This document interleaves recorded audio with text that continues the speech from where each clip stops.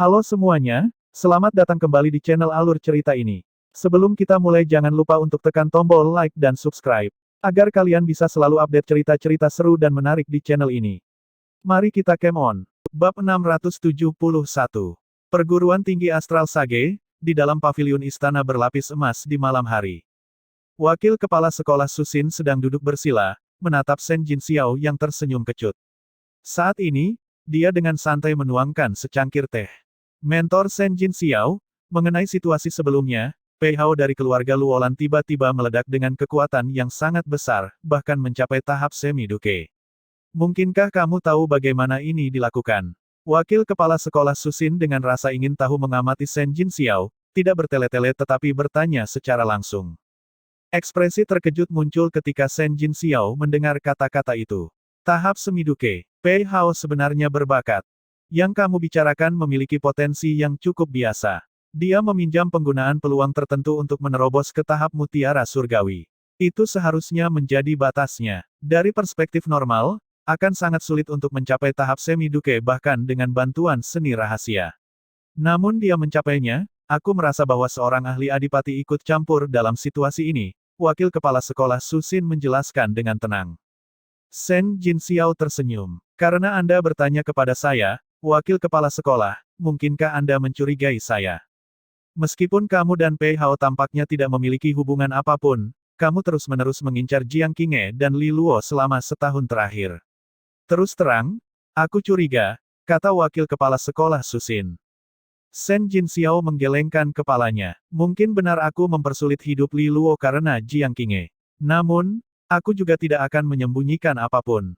Aku benar-benar mengagumi Jiang Qinghe dari lubuk hatiku yang paling dalam, dan dia pernah menjadi siswaku. Sayangnya, saya secara tidak sengaja mengusirnya dengan tindakan penuh gairah saya.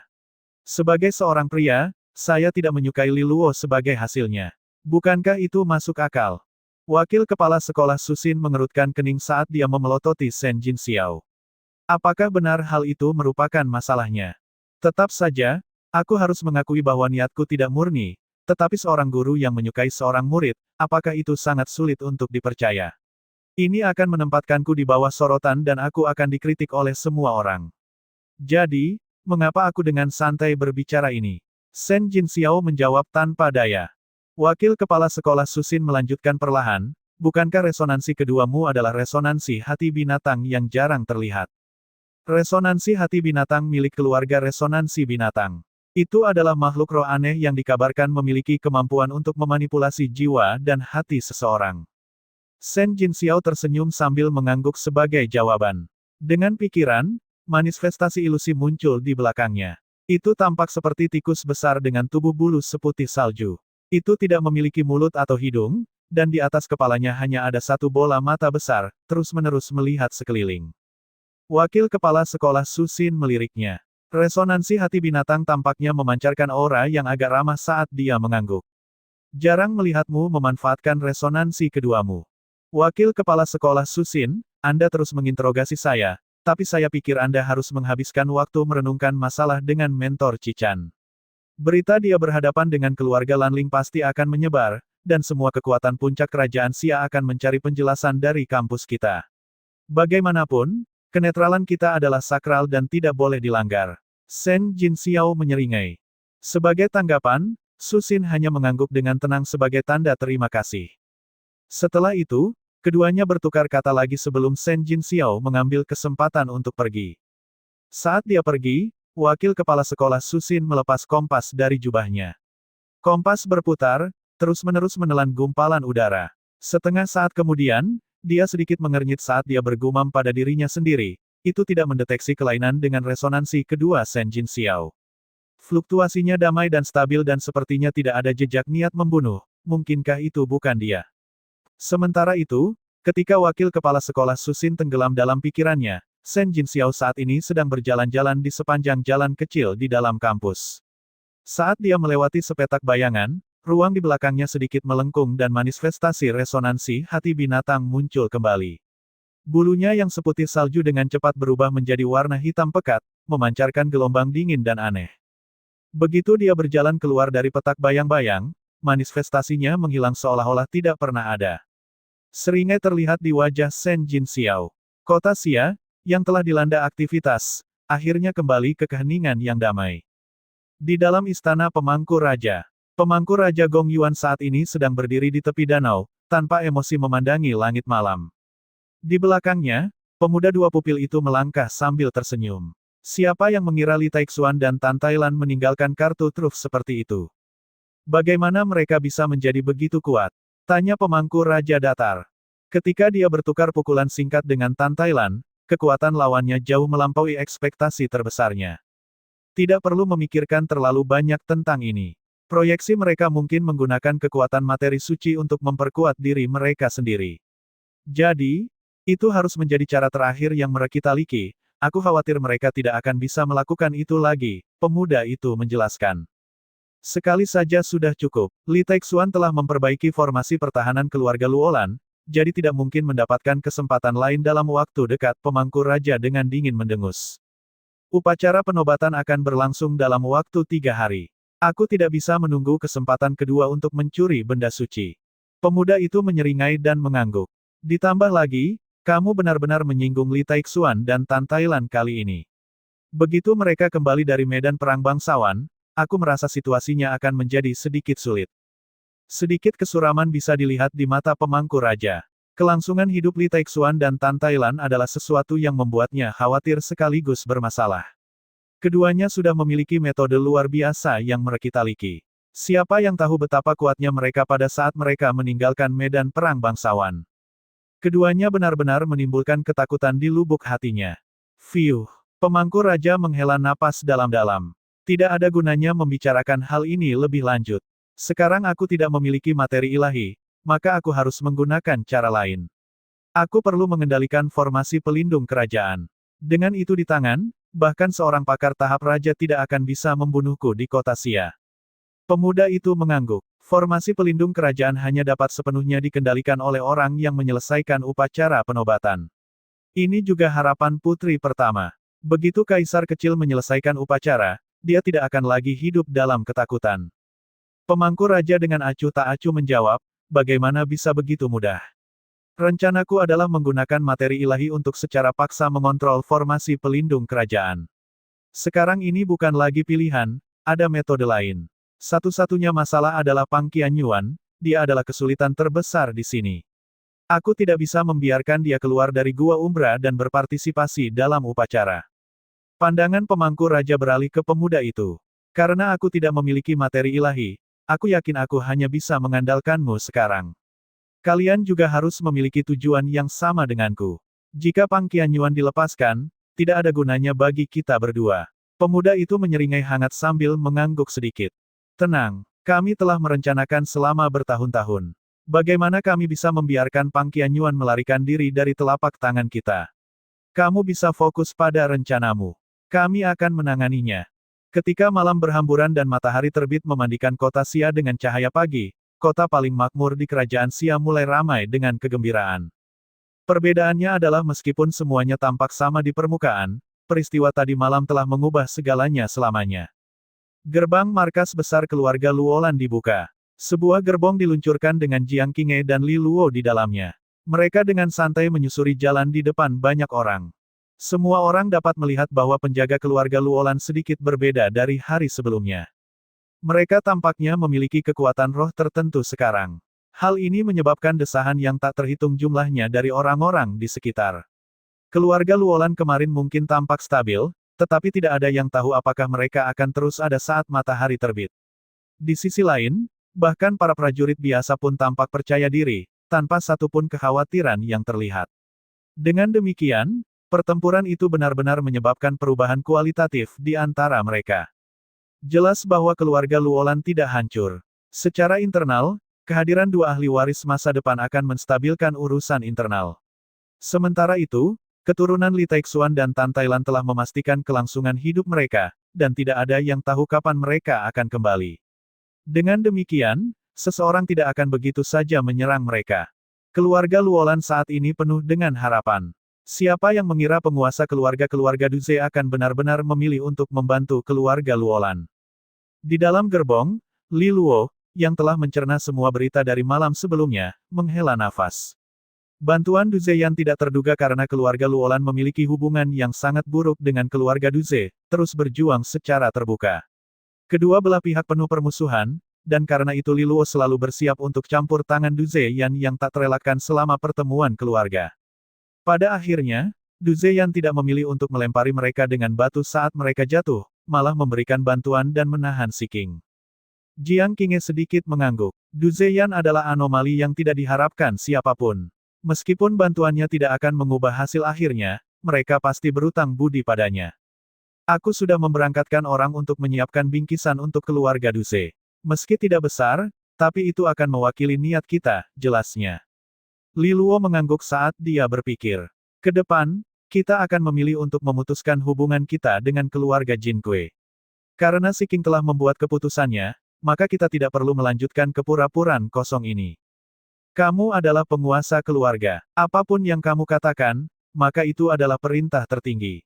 Jiang Qinghe tersenyum. Keluarga Luolan pernah membutuhkan keluarga Jin Kui sebagai sekutu karena situasi internal mereka tidak stabil.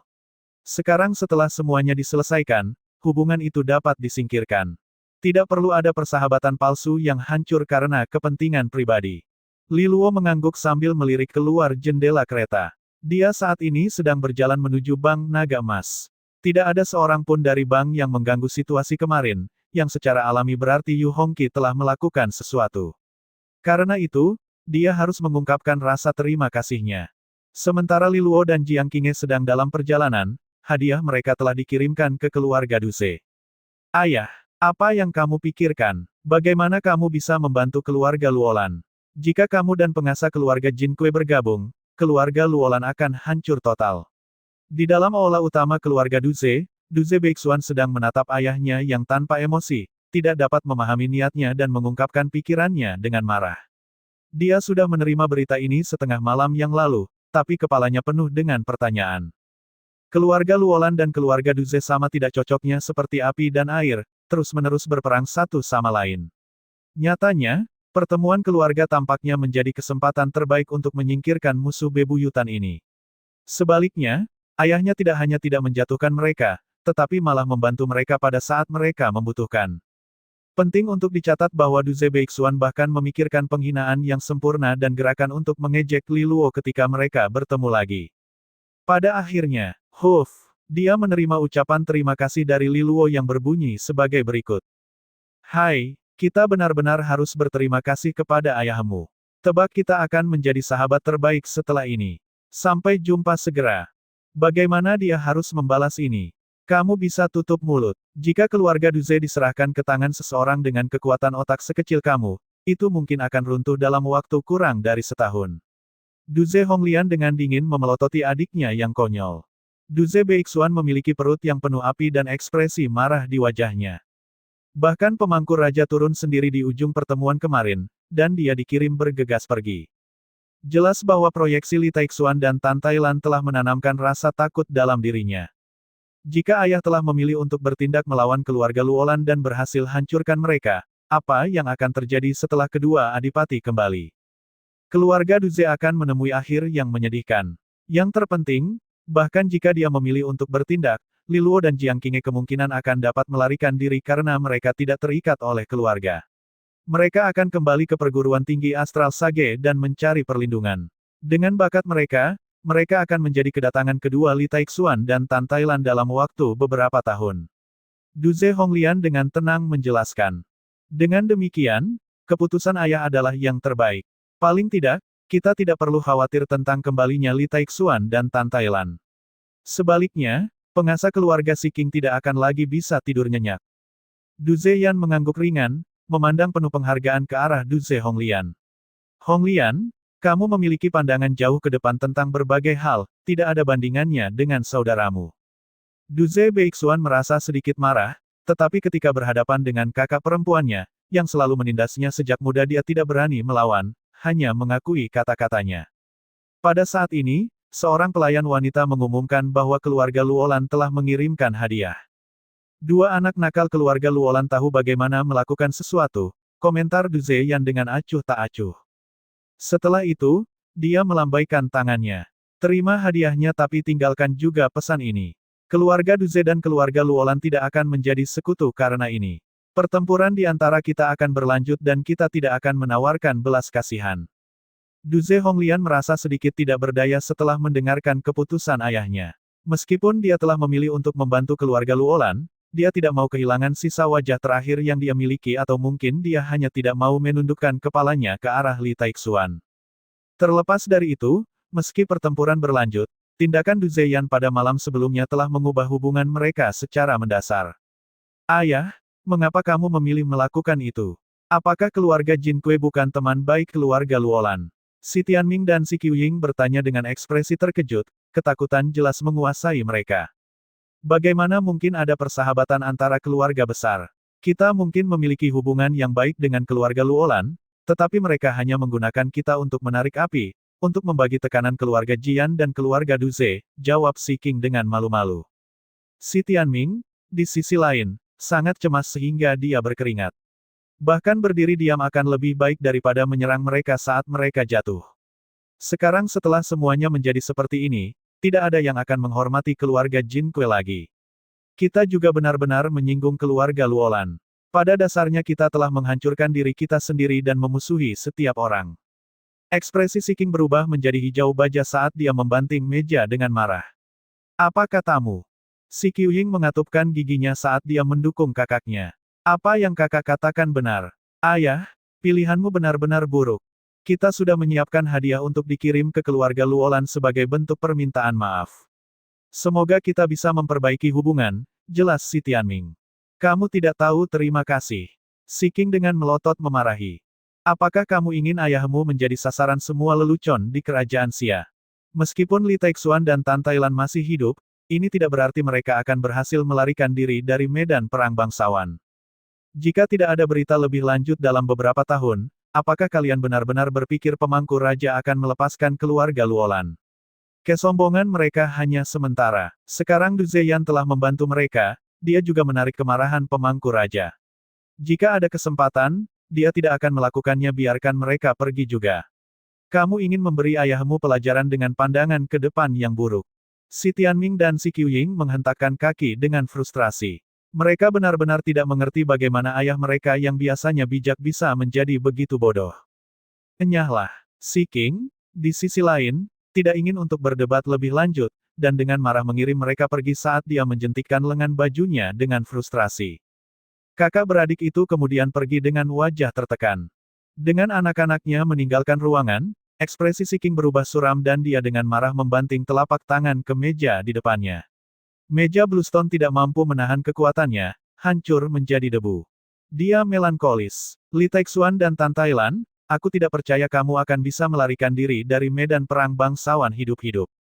Bang Naga Emas, Yu Hongqi membawa Lu Qinger untuk menerima Li Luo dan Jiang Qinghe. Keluarga Luolan telah berubah secara permanen, aku yakin tidak ada faksi lain yang akan menargetkan kalian secara membabi buta. Jadi, selamat, kalian telah berhasil mengatasi cobaan kalian, kata Yu Hongqi sambil melihat pasangan itu.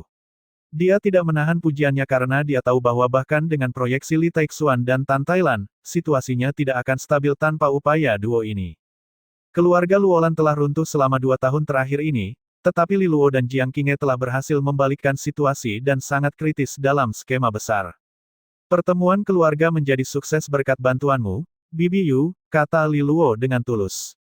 Pada akhirnya, tidak ada seorang pun dari Bang Naga Emas yang muncul untuk ikut campur. Kemungkinan ada orang yang ingin memancing di perairan berlumpur, tetapi Yu Hongqi menahan mereka. Kalau tidak, jika situasinya semakin memburuk, bahkan intervensi Li Taixuan dan Tan Tailan tidak akan mengubah keadaan. Aku hanya menjaga aturan Bang Naga Emas. Melakukan bisnis adalah moto kami. Keharmonisan melahirkan kekayaan, dan kami tidak berniat terlibat dalam pertarungan orang lain. Yu Hongqi sedikit tersenyum. Bibi Yu, bantuanmu akan terukir dalam di hatiku, jawab Li Luo dengan jujur. Yu Hongqi memberikan senyuman palsu. Kamu sudah berhutang banyak. Pada saat yang sama, dia tampaknya melirik Jiang Qinghe sebelum melanjutkan, kamu harus tahu bahwa bantuan pribadi adalah yang paling sulit untuk dibayar kembali. Tidak masalah. Bahkan jika aku tidak bisa membayarnya sekarang, begitu aku menjadi adipati atau raja, bantuanku akan bernilai sesuatu. Jika kamu membutuhkan sesuatu dariku, Aku akan dengan senang hati memenuhinya saat itu, Li Luo dengan bangga menyatakan sambil menepuk dadanya. Yu Hongqi memutar matanya. Kamu orang yang percaya diri, bahkan mungkin sombong. Apakah menurutmu tahapan adipati dan raja begitu mudah dicapai? Kata-kata itu murah. Li Luo cemberut dengan sedikit senyum sebelum dengan santai menjawab, Bibi Yu, bahkan pemangku raja akhirnya menunjukkan dirinya. Orang itu sangat ambisius, jadi Bang Naga Emas harus lebih memperhatikannya di masa depan. Aku merasa dia narsis, ambisius, dan kejam. Bahkan ada kemungkinan dia akan mendambakan Bang Naga Emas suatu hari nanti. Lagi pula, kalian sekaya bangsa, dan jika seseorang ingin membandingkan latar belakang, Anda mungkin memiliki fondasi yang lebih dalam daripada istana kerajaan. Yu Hongqi mengangkat satu alisnya dengan rasa ingin tahu. Li Luo, kata-kata provokatifmu terlalu langsung. Aku hanya mengatakan yang sebenarnya. Pemangku raja pasti memiliki rencana besar jika dia ingin merebut materi suci dari keluargaku. Li Luo membela diri. Upacara penobatan kerajaan Xia akan berlangsung dalam waktu 2 hari. Ketika kaisar kecil naik tahta, para menteri penting istana akan memohon pemangku raja untuk menyerahkan kekuasaannya. Jika dia melakukannya, pengaruh dan kekuasaannya akan terus-menerus dihabisi oleh putri pertama dan kaisar kecil.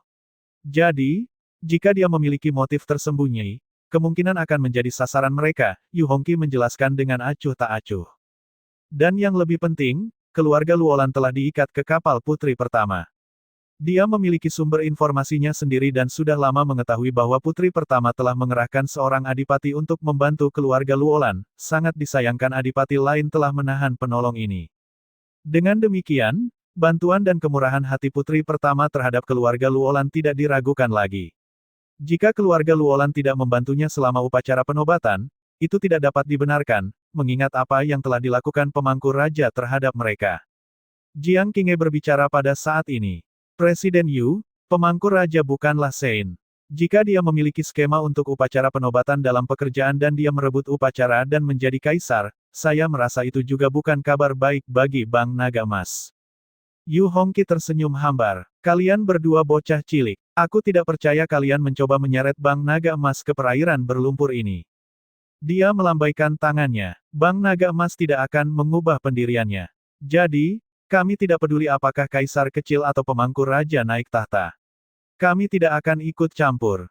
Jika pemangku raja memiliki nyali untuk mendambakan Bang Naga Emas, kami akan melakukannya, lihat apakah dia berani mencoba. Li Luo dan Jiang Qinghe saling memandang, mengetahui bahwa upaya mereka untuk membujuk Yu Hongqi telah gagal. Tetap saja, ini diharapkan karena Bang Naga Emas adalah pihak netral seperti perguruan tinggi Astral Sage. Selama pemangku raja tidak melakukan tindakan terang-terangan kepada mereka, tidak ada alasan bagi Bang untuk mengambil tindakan. Karena itu, Li Luo menyerah pada rencana ini, terus berbasa-basi dengan Yu Hongqi untuk beberapa saat sebelum pergi. Yu Hongqi kemudian memberitahu Lu Qinger untuk mengirim mereka pergi. Ketiganya meninggalkan Bang bersama. Di pintu masuk, Lu Qinger tiba-tiba menarik Li Luo dan bertanya dengan rasa ingin tahu, apakah kamu ingin tahu apa yang terjadi dengan mentor Qichan? Li Luo mengangguk dengan ekspresi rumit, aku tidak tahu bagaimana aku bisa membalas kebaikan mentor Qichan. Dia sudah lama mendengar berita seputar mentornya, dan itu mengejutkannya. Dia tidak pernah menyangka bahwa dia akan memilih untuk mengundurkan diri dan sendirian menghadapi keluarga Lanling, sepenuhnya menahan semua pembunuh keluarga Lanling, termasuk penguasa keluarga. Ini adalah hutang besar yang dia keluarkan. Yu Hongqi hanya mengeluarkan perintah agar semua orang di dalam bank untuk diam, mengintimidasi tikus-tikus yang merencanakan di dalam bank. Di sisi lain, Qichan telah membayar mahal, meninggalkan posisinya di kampus. Dia akan mengingatnya selamanya. Apakah kamu tahu kemana dia pergi? Li Luo bertanya. Lu Qinger menggelengkan kepalanya. Setelah meninggalkan keluarga Lanling, dia tidak pernah muncul lagi. Li Luo menghela nafas. Qinger, bisakah aku menyusahkanmu untuk memobilisasi saluran informasi Bang Naga Emas untuk menemukan mentor Qichan? Sekarang dia telah meninggalkan perguruan tinggi, dia pasti telah menemukan tempat baru untuk dikunjungi. Kamu dapat yakin bahwa begitu aku mendengar sesuatu tentang ini, aku akan memberitahumu, jawab Lu Qinger dengan sangat cepat. Dia mengangguk, dan setelah mengejar Lu Qinger, dia pergi bersama Jiang Qinghe. Tujuan mereka adalah istana kerajaan. Mereka harus mengunjungi putri pertama. Istana kerajaan, kamar samping. Putri pertama dengan senang hati menerima para tamu dan menghibur mereka dengan hangat. Saat dia mengobrol dengan Jiang Qinghe, Li Luo berjalan ke kamar kaisar kecil untuk memberikan penyembuhan dan membersihkan racunnya. Di atas tempat tidur, kaisar kecil telah melepas jubahnya, memperlihatkan tubuhnya yang pucat dan rapuh. Teratai hitam sekali lagi tercetak di depan mata Li Luo, tetapi sesuatu yang aneh telah terjadi. Beberapa kelopak hitam telah memutih dan warnanya berganti-ganti. Pemandangan yang aneh. Kaisar kecil menoleh dan bertanya, Li Luo, apakah racunku akan sembuh? Aku bisa merasakan tubuhku terasa jauh lebih ringan saat ini. Li Luo tersenyum dan mengangguk, menatap wajah kaisar kecil. Wajah bocah itu menjadi semakin tampan saat dia pulih. Matanya yang seperti kristal dipasangkan dengan alisnya yang ramping memberikan daya tarik yang sangat polos. Namun, pemikiran ini juga menyebabkan Li Luo sedikit bergidik. Bagaimana dia bisa tertarik pada kaisar kecil? Tidak masuk akal. Bagaimanapun, dia mulai memfokuskan dirinya, meletakkan telapak tangannya di punggung kaisar kecil. Dia kemudian mulai mengedarkan kekuatan resonansinya, memulai perawatan. Dengan naiknya Li Luo ke tahap istana iblis, perawatan untuk kaisar kecil juga mengurangi bebannya. Dalam waktu singkat 30 menit, itu selesai. Pada saat yang sama, kelopak lain dari jejak teratai hitam di punggungnya telah berubah menjadi putih murni. Saat ini, setengah dari teratai hitam telah dibersihkan. Setelah perawatan, kaisar kecil merasa sedikit lelah, jadi dia mengenakan jubahnya dengan bantuan seorang pelayan dan tertidur lelap dengan persetujuan Li Luo. Li Luo kemudian keluar dari ruang dalam dan menemukan Jiang Qinghe dan putri pertama sedang mengobrol. Putri pertama juga memperhatikan kedatangan Li Luo, suaranya bergetar seperti burung yang gembira. Li Luo, selamat. Kamu sekarang adalah penguasa dari keluarga Luolan yang sebenarnya. Saya harus berterima kasih, Yang Mulia, atas bantuan Anda akan selamanya diingat oleh keluarga Luolan. Li Luo menyeringai. Mata cerah putri pertama melirik melewatinya, penguasa keluarga Luolan akan menjadi sangat berharga di masa depan. Sepertinya investasiku sukses besar. Inilah kebenarannya. Selama dua penguasa keluarga tua kembali dengan selamat, keluarga Luolan kemungkinan besar akan berubah menjadi kekuatan super di kerajaan Xia, jauh melampaui 4 keluarga besar lainnya.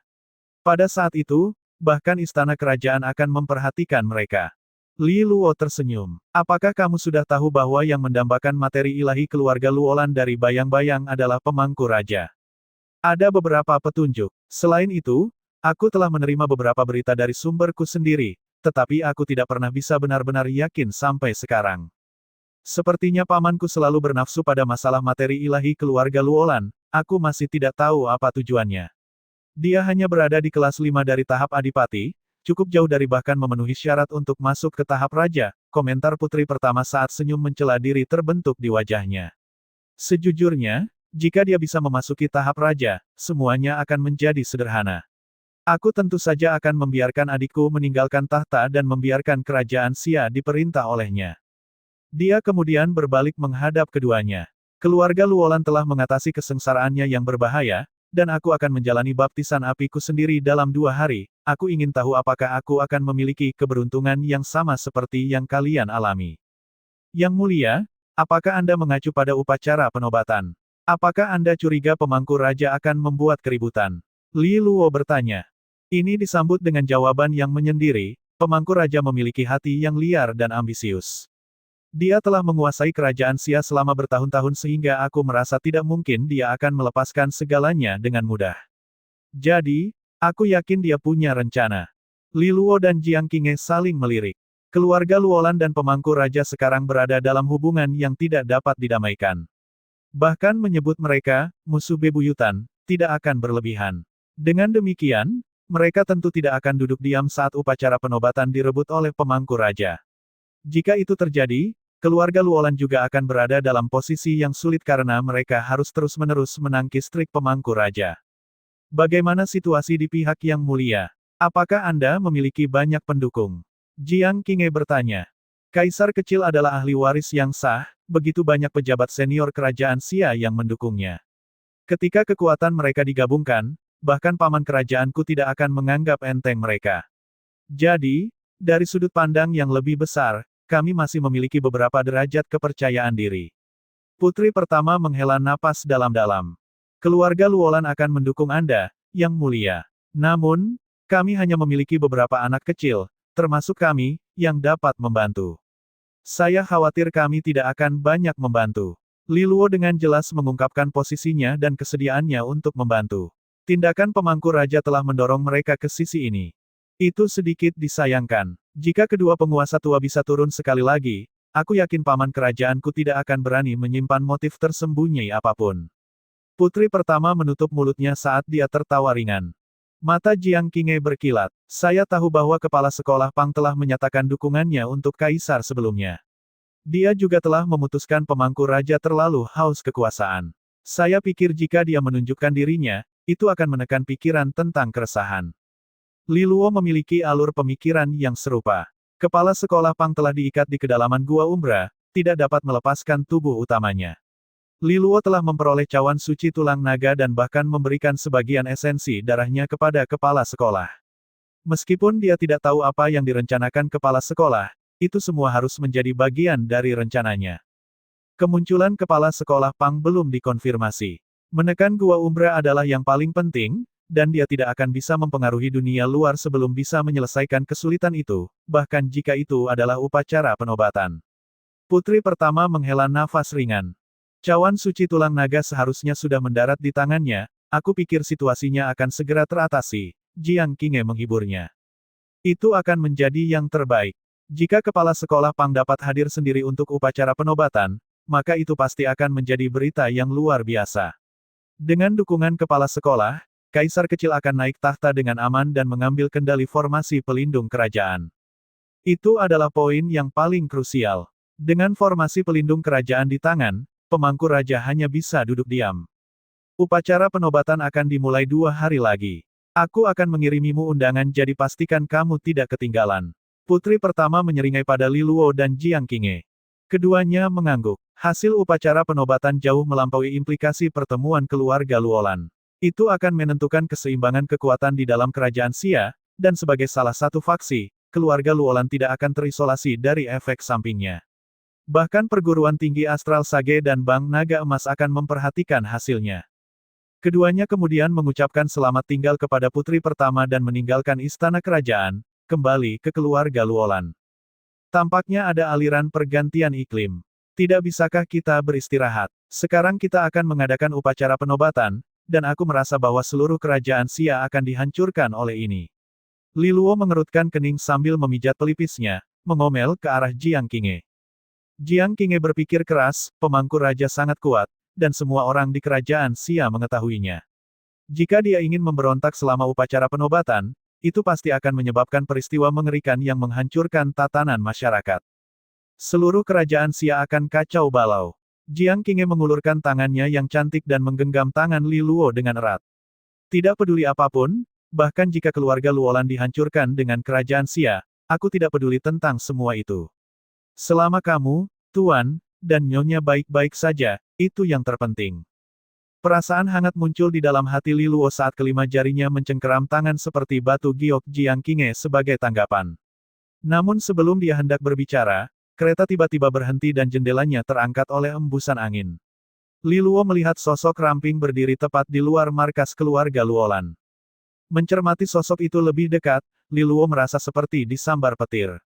Dia buru-buru turun, dengan penuh semangat berteriak, "Mentor Qichan." Orang yang berada di luar ternyata adalah Qichan. Pada titik ini, dia sepertinya telah mendengar suara Li Luo dan berbalik menghadapnya. Angin sepoi-sepoi bertiup lembut melewati kerudung tipis yang menyelimuti kepalanya. Matanya berbentuk bulan sabit, tampak tersenyum. Li Luo, aku tidak punya tempat untuk pergi sekarang. Apakah keluarga Luolan menerima anggota baru? Apa, kamu ingin bergabung dengan keluarga Luolan? Li Luo benar-benar tidak percaya ketika mendengar kata-kata Qichan, menggosok telinganya. Apakah dia salah dengar? Karena itu, dia harus menanyakannya lagi. Qichan mengangguk sedikit. Sekarang aku sudah meninggalkan kampus, aku sadar aku tidak punya tempat tujuan. Jadi aku ingin tinggal di sini sementara. Bagaimana menurutmu? Apakah itu pantas? Li Luo sangat tersentuh hingga air mata menggenang di matanya saat dia secara emosional melirik Qichan. Mentor Qichan, mungkinkah kamu kebetulan memiliki semacam hubungan rahasia dengan ayahku? Kamu telah memperlakukanku terlalu baik. Aku tidak akan terkejut jika kamu adalah ibuku. Cichan benar-benar terdiam sebelum dia dengan marah menjawab, sejak aku ditugaskan ke perguruan tinggi Astral Sage, aku belum pernah berhubungan dengan dunia sekuler. Aku tidak terbiasa dengan ayahmu dan aku selalu lajang. Berhentilah memfitnahku dengan kata-katamu yang tidak bertanggung jawab. Apapun yang aku lakukan adalah murni karena kamu adalah siswa yang luar biasa. Enna telah melakukan begitu banyak untukku, dan aku tidak tahan melihat siswa yang luar biasa itu padam oleh beberapa faktor asing. Aku hanya tinggal di keluarga Luolan untuk saat ini karena nyaman dan hanya rencana untuk sementara. Li Luo dengan malu-malu menyentuh hidungnya. Oh, jadi seperti itu. Segera setelah itu, dia menunjukkan senyum hangat seolah-olah tidak terjadi apa-apa. Selamat datang, selamat datang. Mentor Cichan, selama kamu menginginkannya, keluarga Luolan akan selamanya membuka gerbangnya untukmu. Kamu bisa tinggal selama yang kamu mau. Jiang Qinghe telah berhasil melewatinya pada saat ini, dan senyum tipis muncul di wajahnya yang cantik. Mentor Cichan yang bergabung dengan keluarga Luolan itu seperti memberikan penghargaan kepada kami. Kami akan menyambut Anda dengan sepenuh hati. Sebenarnya, jauh di lubuk hati, Jiang Qinghe benar-benar terkejut dengan rangkaian peristiwa ini. Dia tidak pernah menyangka bahwa Cichan akan tinggal sementara di dalam keluarga Luolan. Meskipun dia tidak tahu berapa lama periode waktu ini, itu adalah berita yang fenomenal. Ini berarti keluarga Luolan akan memiliki adipati lain sebelum Li Taixuan dan Tan Tailan kembali. Jika Ox Biao Biao juga dipertimbangkan, maka markas keluarga Luolan akan memiliki 2 adipati. Jika berita ini menyebar, itu akan menimbulkan sensasi di dalam kerajaan Xia. Mentor Cichan memperlakukan Li Luo dengan sangat baik. Bagaimanapun juga dia adalah seorang adipati. Dengan kekuatannya, kemanapun dia pergi di kerajaan Xia, dia bahkan bisa memulai keluarganya sendiri jika dia mau. Maka kerajaan Xia akan memiliki 6 keluarga besar. Jadi, mengatakan bahwa dia tidak punya tempat lain untuk pergi hanyalah sebuah lelucon. Jiang Qinghe tidak banyak berinteraksi dengan Cichan di masa lalu, jadi satu-satunya alasan dia memilih untuk datang ke keluarga Luolan adalah karena Li Luo. Meskipun kalimat pembuka Li Luo benar-benar konyol, faktanya mentor Cichan memang memperlakukannya dengan sangat baik. Ini jauh melampaui hubungan seorang guru dengan muridnya. Namun, jika dia memiliki motif tersembunyi, maka itu juga merupakan penggaruk kepala. Tidak ada alasan bagi siapapun untuk mengingini milik Li Luo atau keluarga Luolan kecuali tujuannya adalah masalah materi ilahi. Tetap saja, kemungkinan itu tampaknya tidak terlalu tinggi. Setelah berputar-putar, Jiang Qinghe menyimpulkan bahwa Li Luo terlalu karismatik. Lagi pula dia cukup tampan. Jiang Qinghe mengambil langkah maju dan dengan erat menggenggam lengan bawah Cichan, suatu bentuk keintiman yang langka saat dia menyeretnya ke keluarga Luolan. Li Luo, sebaliknya, dengan angkuh mengikutinya. Dia benar-benar gembira. Keluarga Luolan telah berhasil menarik seorang adipati, yang bahkan orang tuanya tidak dapat mencapainya pada masanya. Jelas, dia memiliki pesona pribadi yang luar biasa. Namun begitu dia masuk ke markas keluarga Luolan, langkah kakinya terhenti. Dia bisa dengan jelas merasakan tekanan yang kuat dan tak berbentuk yang menyelimuti seluruh area. Dia bisa merasakan kekuatannya berkurang secara besar-besaran di bawah tekanan. Ini adalah formasi pertahanan keluarga Luolan. Kualitas mistiknya tidak bisa dibandingkan. Adipati manapun dalam jangkauannya akan merasa sulit bahkan untuk mengeluarkan benteng mereka. Cichan menghela nafas. Tidak heran tidak ada adipati yang berani mengganggu ketika formasi beroperasi pada puncaknya, meskipun bernafsu untuk semua harta di dalam keluarga. Tolong jangan tersinggung, Mentor Cichan. Bahkan kami tidak dapat mengendalikan formasi pertahanan keluarga. Sayangnya, Anda harus mentolerir ini untuk saat ini, kata Jiang Qinghe. Dia tahu bahwa para adipati jarang suka melangkah ke markas mereka karena tekanan tidak nyaman bagi mereka, membatasi kekuatan mereka. Cichan melambaikan tangannya sebagai tanggapan, menunjukkan bahwa itu bukan masalah. Ketiganya kemudian berjalan ke ruang diskusi. Li Luo, waktuku di sini hanya sementara. Setelah situasi luar biasa ini berlalu, aku mungkin akan kembali ke perguruan tinggi Astral Sage, Cichan mengingatkan Li Luo yang bersemangat. Mentor, kamu masih bisa kembali ke perguruan tinggi. Li Luo bertanya dengan kaget. Meskipun kata-katanya sedikit kasar, Mentor Cichan dengan sukarela mengundurkan diri dan bahkan berpartisipasi dalam perjuangan keluarga Luolan. Dia mungkin tidak secara langsung ambil bagian dalam pertarungan utama, tapi dia masih terhubung dengan mereka. Ini telah membawa masalah ke perguruan tinggi, jadi apakah dia bisa bergabung kembali dengan mereka dalam situasi seperti itu? Mendengarkan komentar Li Luo, matanya yang jernih dan berbintang merengut padanya. Jadi sepertinya kamu berharap aku tidak bisa kembali. Dia tidak setuju atau menyangkalnya, hanya menjawab, dengan penuh kasih sayang, keluarga Luolan hanya ingin mendukungmu selamanya. Agar adil, satu-satunya alasan aku diizinkan untuk bertindak adalah karena wakil kepala sekolah Susin. Tanpa dia, apakah menurutmu aku bisa bergabung dalam pertempuran dengan begitu mudah dan kemudian membantumu menahan keluarga Lanling? Mentor Cichan menjawab tanpa daya. Jawaban ini mengejutkan Li Luo, wakil kepala sekolah Susin. Mentor Cichan mengangguk, dan suaranya berubah lembut. Wakil kepala sekolah Susin mungkin telah menyatakan bahwa perguruan tinggi itu netral dan melarang salah satu dari kami untuk pertempuran internal, tetapi ketika aku mengajukan pengunduran diriku, dia tidak menolaknya, meskipun itu adalah haknya untuk melakukannya. Selain itu, ketika aku berangkat ke keluarga Lanling, perguruan tinggi secara alami tahu kemana tujuanku. Jika dia benar-benar ingin menegakkan sikap netralitas dengan ketat, dia pasti akan mengirim pakar perguruan tinggi untuk menahanku. Dia jelas tahu apa yang akan aku lakukan di sana, dan pada akhirnya akan menimbulkan pertanyaan tentang sikap perguruan tinggi. Namun mengingat semua ini, dia tidak melakukan apa-apa. Ini hanyalah cara terselubung untuk memberikan bantuan kepada kalian berdua. Wakil kepala sekolah Susin selalu adil dan tidak memihak. Itu adalah pertama kalinya aku melihatnya membuat kompromi apapun, bukan hanya karena kamu dan Jiang Qinghe adalah anak pohon terbaik yang pernah dilihat perguruan tinggi dalam seabad, tetapi juga sebagai bentuk terima kasih karena telah mendapatkan cawan suci tulang naga. Aku berkomunikasi dengannya secara rahasia sebelum aku mengundurkan diri. Jawabannya sederhana. Setelah periode yang menggelora dan istimewa ini berakhir, dia akan menemukan kesempatan untuk mengizinkanku masuk kembali ke perguruan tinggi, dengan cara yang tidak akan signifikan. Li Luo mengerang. Wakil kepala sekolah Susin adalah yang terbaik. Bahkan pengunduran diri yang seharusnya sederhana pun mengandung kebenaran yang begitu rumit. Li Luo tersentuh oleh bantuan rahasia wakil kepala sekolah Susin. Dia mungkin mengatakan bahwa kenetralan perguruan tinggi adalah sesuatu yang mutlak dan tak tergoyahkan, tetapi pada akhirnya, dia memberikan bantuan sebanyak yang dia bisa dalam pengaruhnya. Dia bekerja keras demi cawan suci tulang naga tidak sia-sia. Mentor, kapanpun Anda ingin pergi, beritahu kami dan itu sudah cukup. Anda dapat yakin bahwa meskipun saya sangat tidak ingin membiarkan Anda pergi, saya tidak akan menghalangi Anda. Li Luo menyeringai. Karena mentor Cichan tampaknya menikmati berada di perguruan tinggi lebih dari apapun, dia tidak akan berusaha menjebaknya di dalam keluarga Luolan demi memiliki ahli adipati lainnya. Ini akan merusak hubungan murni yang mereka berdua bagi. Cichan menanggapi dengan sedikit senyum dan anggukan setuju. Setelah itu, Li Luo pergi memanggil Kai Wei, Yuan Qing, dan para tetua lainnya di keluarga untuk memberitahu mereka tentang keanggotaan sementara Cichan. Berita yang mencengangkan ini membuat mereka linglung, lalu mereka meledak dengan gembira. Mereka jelas tentang implikasi dari seorang adipati yang bergabung dengan mereka. Ini luar biasa untuk keluarga Luolan. Mereka semua kemudian melirik Li Luo dengan tatapan penuh kekaguman dan rasa hormat. Penguasa keluarga yang baru terlalu luar biasa. Dia telah berhasil mengikat adipati yang sebenarnya hanya dalam waktu singkat dalam sehari. Bahkan penguasa keluarga tua tidak bisa mencapai hal ini.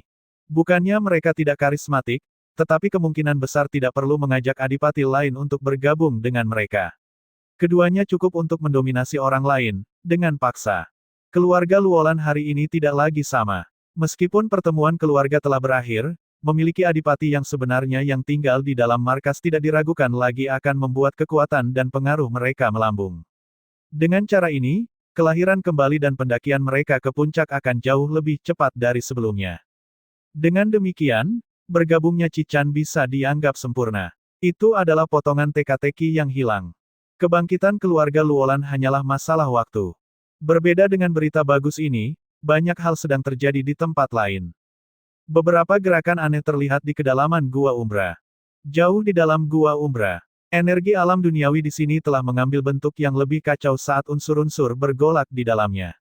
Suatu saat lautan api yang tak terbatas akan menyapu ruang, dan selanjutnya akan berubah menjadi banjir air laut yang menghancurkan kehampaan. Itu adalah pemandangan yang akan mengingatkan salah satu entropi primordial. Badai gemuruh seperti binatang buas yang mengamuk menerjang kehampaan ke segala arah. Di dalam kehampaan yang kacau, robekan besar memisahkan dua ruang dunia. Di luarnya ada teratai emas yang berkibar di dalam energi alam duniawi yang kacau. Di atas teratai emas ada sesosok tubuh duduk bersila. Sosok itu memancarkan aura mendalam yang mengingatkan pada salah satu kolam terdalam dan gunung tertinggi, menyebabkan seseorang merasakan tekanan yang tak tertandingi. Meskipun secara fisik dia ada di sana, dia tampaknya berada di luar jangkauan dunia fana. Itu adalah kepala sekolah perguruan tinggi astral Sage, Pang Qianyuan. Dia saat ini menatap menyendiri pada robekan besar. Di dalamnya ada sungai hitam yang mengamuk yang tampak seperti naga hitam panjang tanpa akhir, kelam seperti kedalaman malam. Itu memberi perasaan tidak tenang saat air sungai hitam terus mengalir. Gelombang kadang-kadang muncul ke permukaan, dan orang bisa melihat wajah manusia yang terdistorsi dan mengerikan yang tak terhitung jumlahnya memancarkan semua emosi paling negatif di dalamnya. Keserakahan, keinginan, kemarahan, kebencian, dan seterusnya. Itu adalah pemandangan yang akan mengintimidasi semua orang yang melihatnya. Sungai tiba-tiba mulai terombang-ambing, dan orang bisa melihat ikan obsidian Titanic menampakkan dirinya saat memicu badai. Ikan hitam itu mengeluarkan getaran aneh dan mengerikan karena setiap sisiknya tampak berisi wajah manusia yang tersiksa. Masing-masing dari wajah ini sepertinya berteriak putus asa, dan hanya dengan melihatnya saja akan membuat seseorang menjadi gila. Tawa seperti anak kecil meletus dari mulut ikan hitam, dan suaranya menyebar ke seluruh dunia, memasuki telinga Pang Qianyuan. Ada kekuatan aneh yang terkandung dalam gelombang suara yang bahkan akan merusak seorang adipati, menyebabkan mereka kehilangan diri dan menjadi budak, bahkan untuk sesaat. Pang Qianyuan, bagaimanapun, tetap tanpa ekspresi, diam-diam merasakan fluktuasi energi alam duniawi. Dia sedang menunggu satu kesempatan. Ini adalah sesuatu yang telah dia persiapkan sendiri selama bertahun-tahun yang tak terhitung jumlahnya. Banyak waktu telah berlalu, tetapi semua itu tampak seperti momen yang cepat berlalu baginya. Tepat pada saat ini, kilatan melintas di matanya. Dia bisa merasakan bahwa energi alam duniawi yang kacau dan tak terbatas mulai bergeser ke arah tertentu. Pada saat itu, fluktuasi aneh muncul di dalam kehampaan yang kacau. Ketika suara bergema di sekitar ruang, energi alam duniawi yang semula kacau tiba-tiba terhenti dan mulai direformasi lagi, seolah-olah seperangkat hukum surgawi muncul untuk menertibkan entropi. Pang Qianyuan berdiri dari teratai emasnya dan melambaikan lengan bajunya.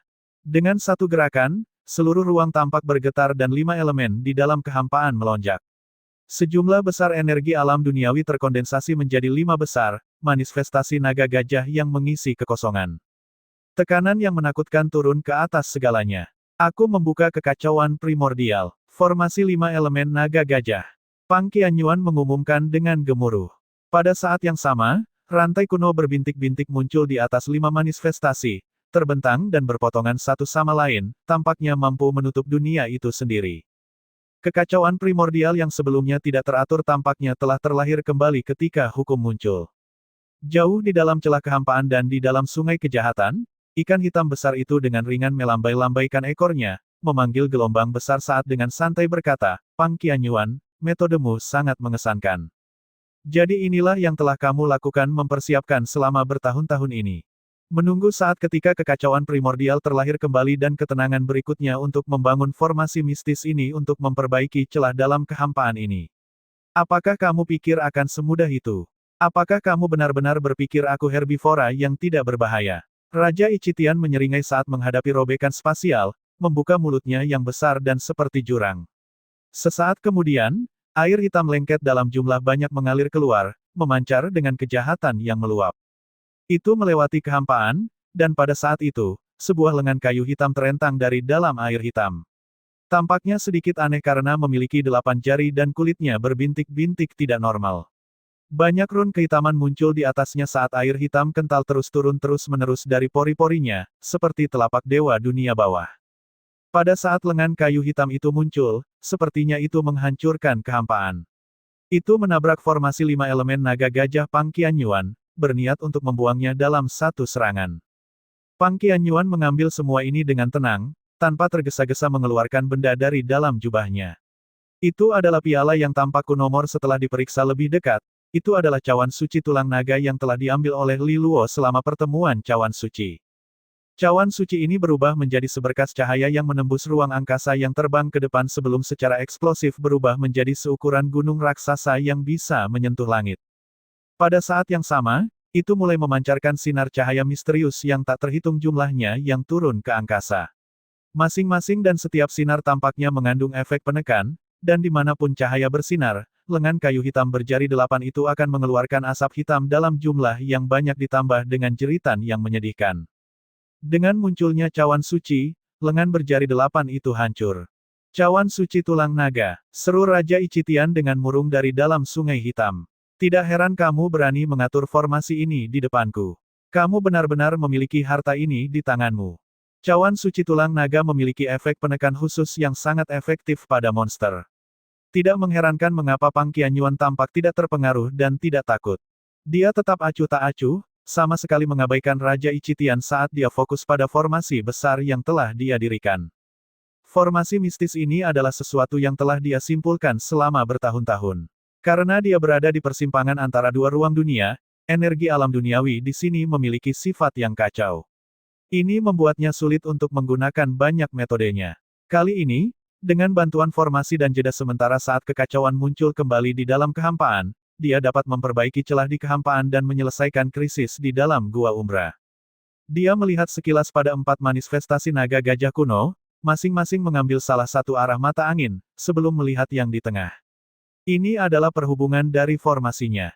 Pada titik waktu ini, tekanan yang tak terlukiskan tampaknya telah turun ke area dengan kehadiran manifestasi naga gajah. Sisi-sisi retakan kosong tampak bergetar, seolah-olah didorong oleh kekuatan formasi. Sayangnya, terlepas dari semua guncangan itu, ia menahan tekanan formasi. Tampaknya setelah menghabiskan begitu banyak waktu untuk menyimpulkan sebuah solusi, itu pada akhirnya tidak cukup. Mencoba menutup robekan spasial bukanlah tugas yang mudah, gumam Pang Qianyuan pada dirinya sendiri saat matanya berkilat. Pang Qianyuan, kamu benar-benar melebih-lebihkan dirimu sendiri. Kamu benar-benar mencoba untuk secara paksa menutup robekan yang kosong. Raja Ichitian mengejek dari dalam sungai kejahatan. Pang Qianyuan dengan dingin meliriknya, tapi dia tidak lagi memperhatikan monster. Meskipun formasi tersebut tidak dapat mencapai tujuannya, itu tidak keluar dari harapannya.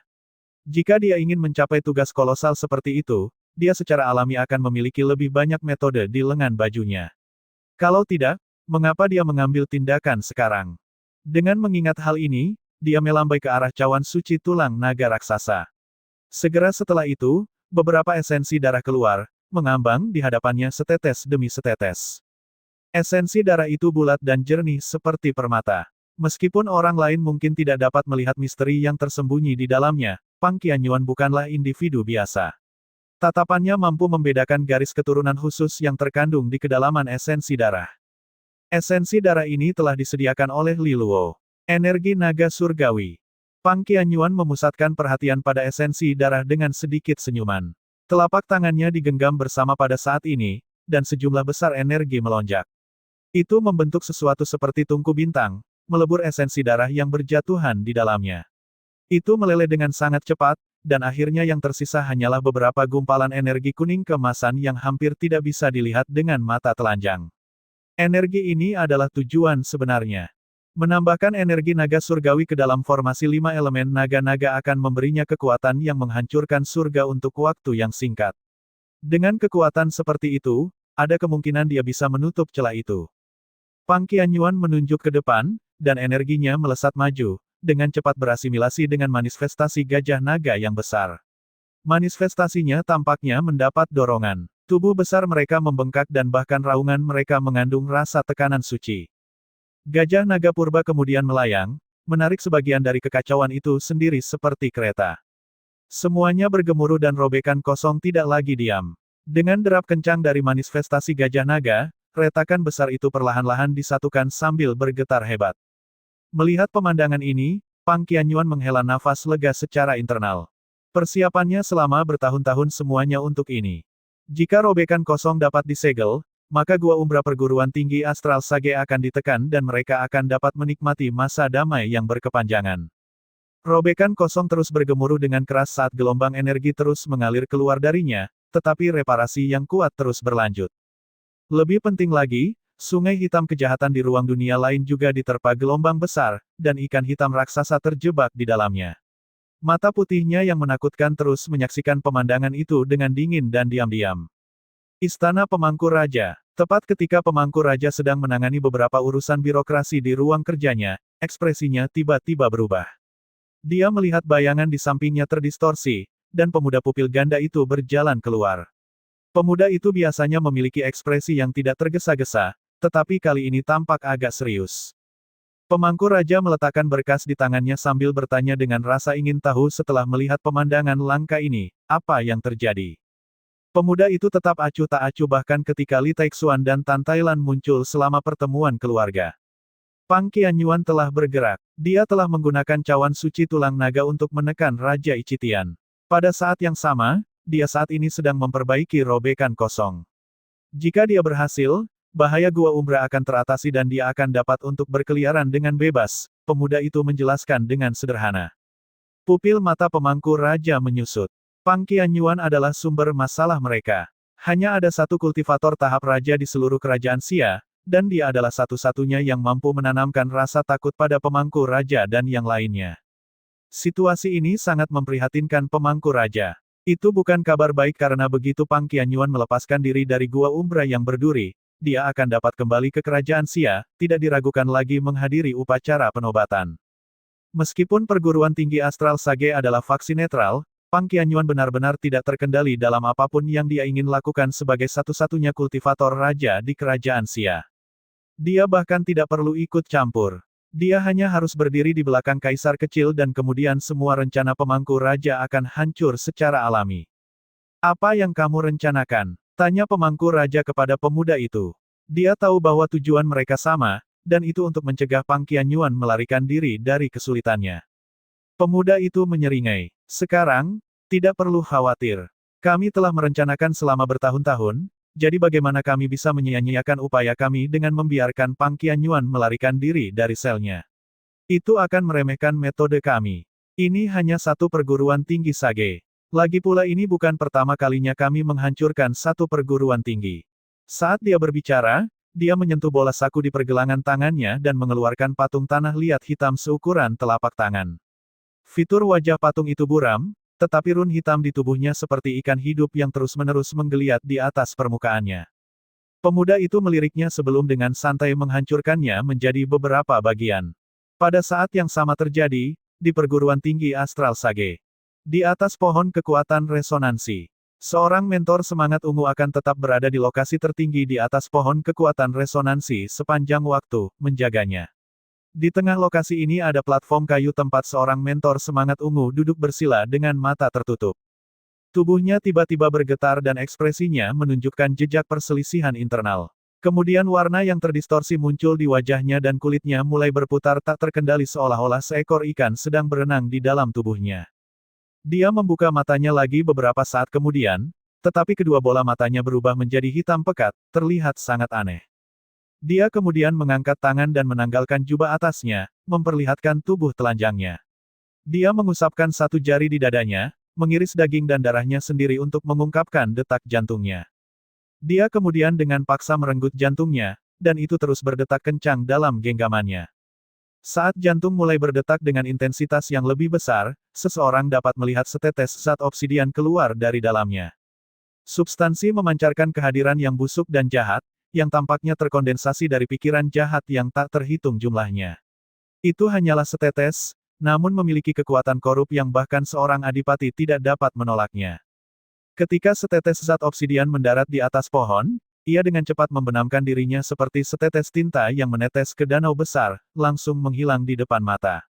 Setelah tindakan selesai, mentor semangat ungu mengembalikan jantungnya ke dadanya dan lukanya sembuh seolah-olah tidak pernah terjadi apa-apa. Angin dingin berdesir lewat. Mata mentor semangat ungu tampak mengandung sedikit kebingungan saat dia melihat ke sekelilingnya dengan rasa ingin tahu. Dia sepertinya telah kehilangan dirinya untuk sesaat, tetapi dia tidak dapat mengingat apa yang baru saja dia lakukan.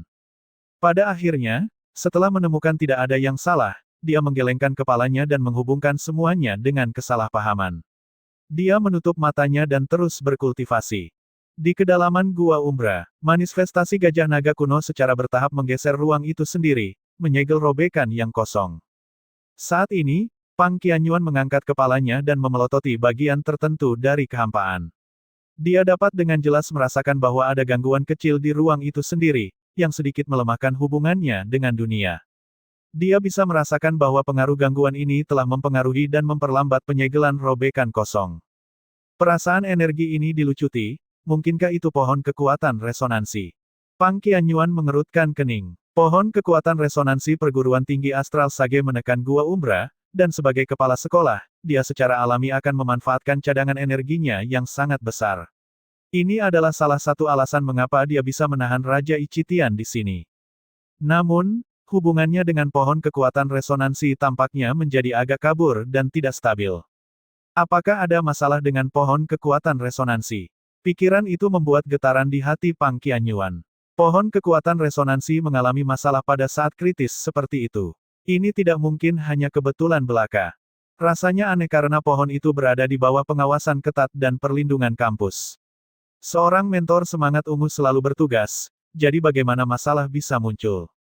Kilatan melintas di matanya saat dia melirik ke sungai kejahatan di dalam kekosongan air mata. Raja Ichitian diam-diam melayang di atas permukaannya, memelototinya dengan mata putihnya yang menakutkan dan ekspresi mengejek. Pang Qianyuan, apakah menurutmu hanya kamu yang membuat rencana selama bertahun-tahun? Suara sedingin es Raja Ichitian ditransmisikan melalui kehampaan. Pang Qianyuan dengan dingin menatap Raja Ichitian. Hanya setelah seseorang berhadapan dengan monster tahap raja, seseorang dapat sepenuhnya menghargai teror dan kesulitan berurusan dengan mereka. Dia dan Raja Ichitian telah terlibat satu sama lain dalam kontes dengan derajat yang berbeda-beda selama bertahun-tahun. Terlepas dari semua kehati-hatiannya, dia hampir jatuh ke dalam perangkapnya beberapa kali. Monster pada dasarnya adalah manifestasi dari pikiran dan emosi jahat, mampu dengan jelas membedakan kelemahan manusia dan merayunya dengan kata-kata manis juga. Dalam banyak percakapan mereka, mengungkapkan kelemahan kecil akan membuat hatinya terguncang. Saat itulah benih korupsi bisa ditabur, diam-diam merusaknya. Apa yang terjadi dengan pohon kekuatan resonansi mungkin bukan karena pengaruh luar, melainkan dari seseorang di dalam kampus itu sendiri. Pang Qianyuan tampak sedikit muram saat dia berkata, sepertinya kamu diam-diam telah menanam benih korupsi di seluruh kampus. Pang Qianyuan, kamu tidak bisa mengalahkanku dalam pertempuran ini. Menyerahlah. Tidakkah kamu ingin menjadi lebih kuat? Meskipun kamu adalah ahli tahap raja, kamu bisa mendapatkan kekuatan yang lebih besar jika kamu memasuki dunia bayangan. Raja Ichitian menawarkan. Upayamu untuk membujukku tampaknya menjadi lebih buruk. Pang Qianyuan menggelengkan kepalanya. Fakta bahwa kamu harus mengaktifkan kartu tersembunyi untuk menghalangiku berarti kamu menjadi takut. Jika ini masalahnya, maka aku punya lebih banyak alasan untuk terus menyegel robekan kosong ini. Selain itu, ini hanya akan menundaku untuk beberapa saat, sedikit waktu. Apa gunanya? Apa yang kamu coba lakukan? Pada saat ini, sebuah pikiran melintas di benaknya. Apa yang bisa terjadi dalam beberapa hari ke depan di dunia luar? Mungkinkah itu upacara penobatan? Kamu tidak ingin aku berpartisipasi di dalamnya. Apa hubungannya denganmu? Jika aku tidak menghadiri secara pribadi itu, penerima manfaat terbesar adalah siapa? Si bocah ambisius Gong Yuan itu. Tatapannya menjadi lebih dingin saat ini. Kamu dan Gong Yuan bersekongkol. Ketika dihadapkan dengan pertanyaan Pang Qianyuan, Raja Ichitian hanya terkekeh pelan. Ia kemudian menenggelamkan dirinya kembali ke kedalaman sungai kejahatan. Kota Xia penuh dengan kegembiraan dan aktivitas. Seiring berjalannya waktu, semakin banyak pejabat dari istana kerajaan dan para pemimpin dari berbagai provinsi mulai berdatangan ke kota, satu demi satu. Upacara penobatan hampir tiba. Kota Xia didekorasi dengan meriah dan suasananya eklektik. Bagi orang biasa, upacara penobatan adalah saat perayaan besar. Namun, bagi mereka yang lebih cerdik, mereka mampu mengendus arus bawah berbahaya yang mendasari peristiwa ini. Mereka tahu bahwa hasilnya akan segera menentukan arah yang akan diambil oleh kerajaan Xia. Efeknya akan bergema di seluruh kerajaan, dan tidak ada faksi yang bebas dari pengaruhnya. Dengan demikian, setiap faksi berkumpul di sini, menunggu pembukaan acara akbar yang akan membentuk masa depan kerajaan Xia. Keluarga Luolan, Li Luo yang sangat sibuk berhasil mengambil waktu sejenak untuk beristirahat, menghibur teman-temannya dari kampus. Yulang, Bai Mengmeng, Bai Doudou, dan Zhao Kuo bersemangat untuk berkunjung setelah mengetahui hasil pertemuan keluarga. Selamat, penguasa keluarga Li Luo. Semoga nama besarmu bergema di seluruh kerajaan Xia. Keluarga Luolan akan bangkit dengan gemilang, dan kuharap saudara Luo akan mengingat hubungan kita di masa lalu dan tidak pernah melupakan teman setianya. Ketika suara ceroboh yang akrab itu terdengar, senyum muncul di wajah Li Luo. Yulang menyombongkan diri dengan wajah menyeringai saat dia melambai ke arah Li Luo. Yulang tertawa ketika dia melanjutkan, namun, aku tidak terkejut bahwa saudara Luo adalah penguasa keluarga. Yah, tindak lanjutmu yang mengejutkan itulah yang benar-benar membuatmu menjadi topik diskusi di akademi. Sungguh mengejutkan. Apa? Li Luo sedikit terkejut dengan pernyataan tiba-tiba ini. Yulang mengedip padanya. Yah, itu karena sejak perguruan tinggi Astral Sage didirikan, ini adalah pertama kalinya seorang mentor semangat ungu, haruskah kita katakan, yakin untuk bergabung dengan keluarga muridnya. Satu langkahmu telah dicatat ke dalam catatan sejarah perguruan tinggi itu, sebuah pencapaian yang akan selalu diidolakan oleh setiap siswa. Li Luo tidak tahu apakah harus tertawa atau menangis. Jadi itu ada hubungannya dengan situasi mentor Chi Chan meskipun tidak secara aktif menyebarkan berita ini, beberapa individu yang banyak akal pasti akan mengetahuinya, dan generasi muda pasti akan mendengarnya sesegera mungkin. Bagi para siswa di perguruan tinggi, ini bahkan lebih mengejutkan dan mengesankan daripada Li Luo menjadi penguasa keluarga. Pemimpin, sekarang setelah kamu merebut mentor Chi Chan, apa yang akan terjadi pada pasukan kesetaraan dan keadilan kita? Teriak Bai Mengmeng saat matanya yang besar dan polos menatap Li Luo dengan sedikit kesedihan. Dia dan Xin Fu tercengang saat menerima berita itu. Mereka masih berada di Aula Bintang 1, tapi mentor mereka telah menghilang. Akankah perguruan tinggi memberi mereka mentor semangat ungu baru setelah itu? Apakah mereka harus membangun kembali hubungan mereka dari awal? Li Luo mengangkat bahu saat dia menjawab dengan tak berdaya, tidak ada pilihan. Dia ingin melakukannya, siapa aku untuk menolaknya? Mendengar kata-katamu, membuatku ingin memukulmu. Bai Doudou cemberut. Dia tidak tahu apakah bocah ini hanya beruntung atau bertindak bodoh. Li Luo kemudian mengalihkan pandangannya ke kelompok itu sebelum bertanya, di mana Xin Fu? Dia menyadari bahwa rekan satu timnya hilang. Bai Mengmeng dengan lembut menjawab, dia tidak mau datang. Dia mengatakan bahwa dia adalah anggota keluarga Lanling dan mentor Chi Chan bahkan telah memulai pertengkaran dengan mereka. Li Luo terdiam sesaat sebelum tersenyum. Si bodoh itu, apa yang dia coba lakukan? Di mataku, keluarga Lanling adalah keluarga Lanling. Xin Fu adalah Xin Fu. Dia masih anggota pasukan kita. Selama dia tidak menyangkal fakta ini, itu akan selamanya terjadi. Dia tahu bahwa selama pertemuan keluarga, Yulang, Bai Mengmeng, dan Xin Fu telah melakukan yang terbaik untuk menahan Ye Chengying, yang telah menerima tugas dari keluarga. Meskipun kekuatannya tidak dapat mengubah keseluruhan situasi di keluarga Luolan, niat teman-temannya bukanlah sesuatu yang akan dia abaikan atau lupakan. Terutama Xin Fu. Dia adalah anggota keluarga Lanling, namun dia memilih untuk tidak menerima tugas itu, malah menghalangi Ye Chengying. Tampilan persahabatan ini akan selamanya diingat oleh Li Luo. Qin Zulu. Li Luo terus bertanya. Dia bilang ayahnya tiba di kota Xia hari ini dan karena itu dia tidak bisa hadir, jelas Yulang.